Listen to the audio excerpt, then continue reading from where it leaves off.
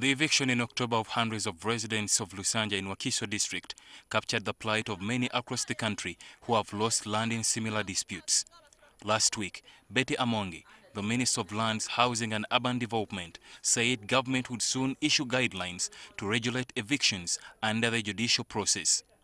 In the meantime, the minister announced that no land evictions are expected this festive season until 7th January 2019 because judicial officers will be away for the Christmas and the New Year holidays. This is a period where many unscrupulous people use to evict people because they know there are no courts where government can run to set aside, or even private citizens could run to set aside such orders. So they secure court orders and want to implement it in the confusion where the officers are not working. The minister also cautioned resident district commissioners, RDCs, and the district police commanders not to oversee any house eviction unless the people and property have been removed from the house. And no RDC or police commander will implement court eviction orders without those to be affected getting 6-month notice. We are seeing people obtaining court orders today, and in 1 week, eviction has been conducted.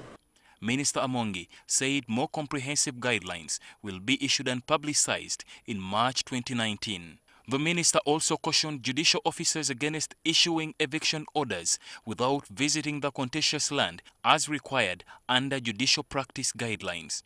This is to ascertain whether or not the land is free of encumbrances.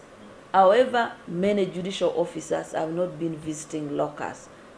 Meanwhile, Amongi says government will not compensate the victims of Lusanja evictions, but would only give them humanitarian assistance through the office of the Prime Minister.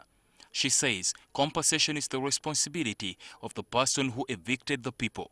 If court found that the person who obtained the court order did it fraudulently, it should be him to compensate the people.